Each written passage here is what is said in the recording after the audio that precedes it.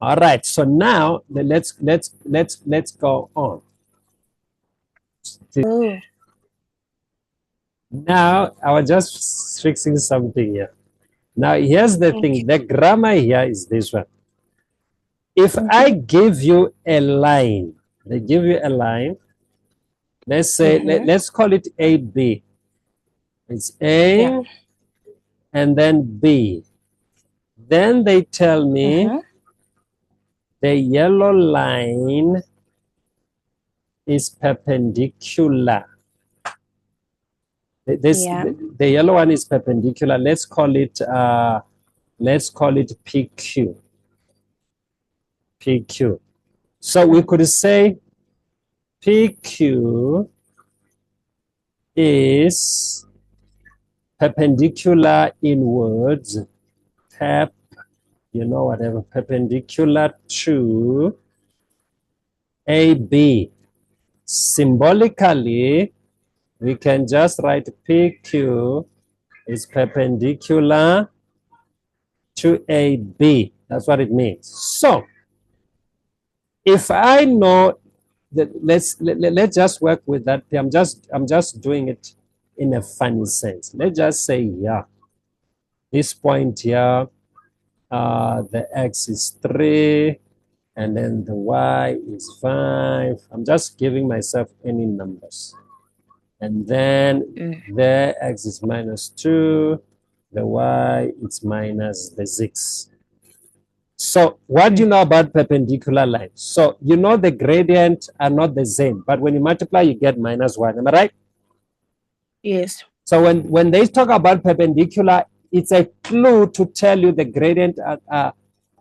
You take the other gradient upside down. So I'm going to take the gradient of PQ, change in y. I'll start at the top. 5 minus 6 is going to be plus 6. Then 3 minus is 3 plus 2. So I've got, I think it's 11 over the 5. Can you see that? It's gradient for PQ. Therefore, when they said perpendicular, they were trying to give me the gradient of AB indirect. How do I do that? Take that one, write it upside down, and change the sign. Two things must happen: upside down and change the sign. Because when you multiply the blue and the yellow, you will surely get a -1. Are we okay with that? All right, that is the word perpendicular. All right. Then, if they give me two lines again, let's put them together. I've got line P, and then I've got line is PQ, and then this is A, and then this is B. And then they tell me PQ bisect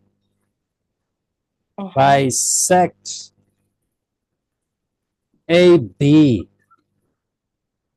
Maybe they can tell me, they can say at point R, let's go put R. We put the R there, where there is a red dot. So PQ bisect AB. So that means it's making these 2 points to be equal. Do you understand what I'm saying? It's telling you Archimedes point. Yeah, so let's have a point here. Let's make this one to be half, and then that one to be 7 over the 2. I'm giving you fractions now, making you go crazy now. Yeah? -5 and then -4. So,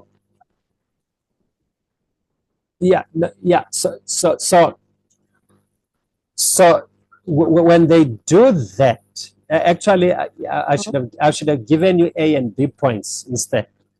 Okay, let's give you A and B. Yeah, let's put the other way, because I said it bisects that. So I'm giving you that. Yeah, maybe this one I can leave that point there, And then there by the B, I'm gonna go, I've got positive 15, semicolon, and a 16 there. Yeah, which means R is the midpoint. Am I right? I said it bisect. Let me twist this line P so that you don't get weird ideas here. Let's just twist it this way to come like that. Yeah, to slant. It's still cutting at equal points, but it's not coming 190 degrees. So it means I can work out R. R is the midpoint. Come on, you know how to work out the midpoint here, AB. You're going to take minus 5 plus 15, which gives me 10 divided by 2, which is 5. Huh? Yeah, that's right.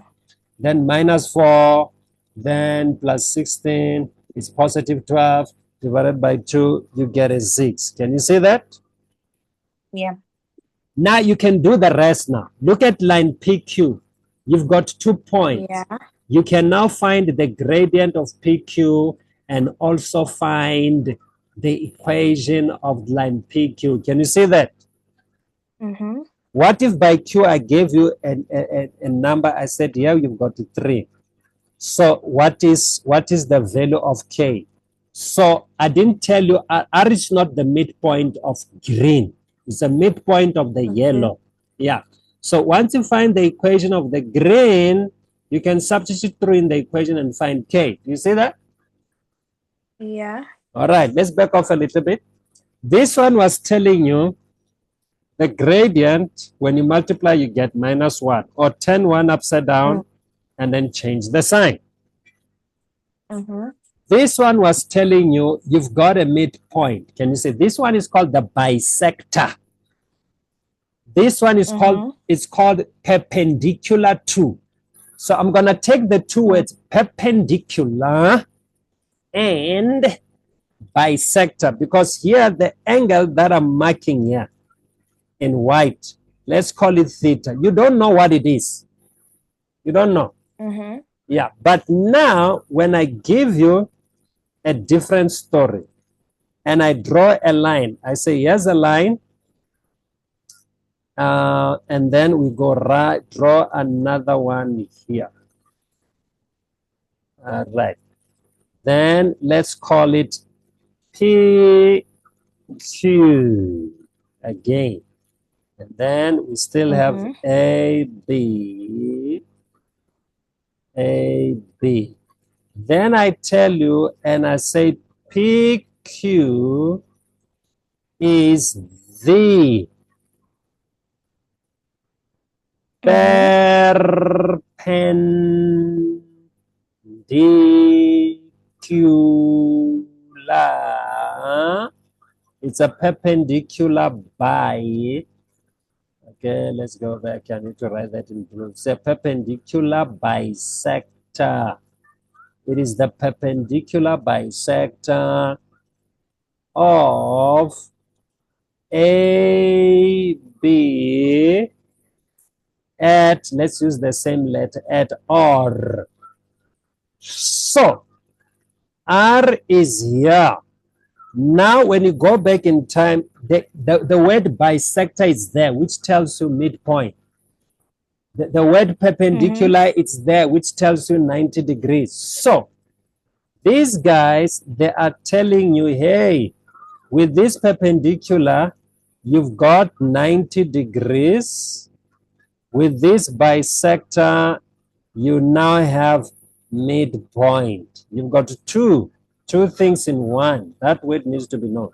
So which means you are saying there and there are equal.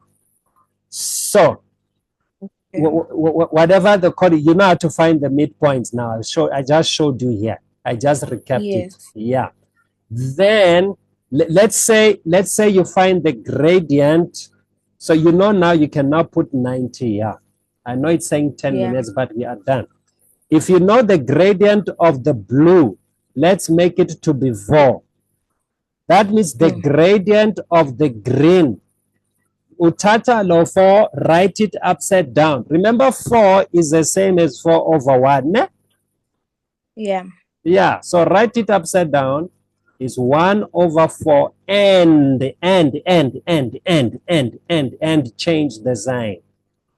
You see, so it gives you the gradient of that perpendicular line, the green one, and you'll be knowing the midpoint. Let's say midpoint is 2 and 3. So look at the green line.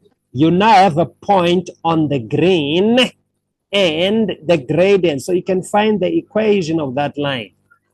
Yeah. Once you find the equation, let's say by Q, they tell you it's -5, and then they want you to find small letter a. You substitute into the equation. Same thing is true with that one. So what I said to you, let's go back in time now. Let's reverse. I was saying to you, no matter what shape it's given, like I gave it here, triangle, it can be triangle, rectangle, or whatever. Let me squash this one here. Let me minimize that. Let's squash that one. Yeah, let's put it there. You can also have anything enema side, you can have that. Can you see that? This one has 4 lines. This one has 4 lines. They can put it on a Cartesian plane. So what's happening? You are able to calculate the distance of each side individually, the midpoint. You are able to calculate the gradient. You are able to calculate the angle of inclination. You are able to calculate the area. You are able to calculate, I mentioned the inclination. You are able to find the equation of the line. And then they can tell you things by using keywords. Keywords. Last but not least, I told you if they say prove this figure, it is maybe they want to know whether it is a parallelogram or not. You take that diagonal because you'll be having a point, let's call it A, not B. And then you're going to have to take another diagonal, which is the yellow one. Maybe let's make that one to have a P and a Q. So you're going to work out the midpoint. You want the midpoint of both of them of PQ. And also the midpoint of AB. If they are the same, that figure it's a parallelogram. If they are not the same, it is not a parallelogram. That's it. I rest my case.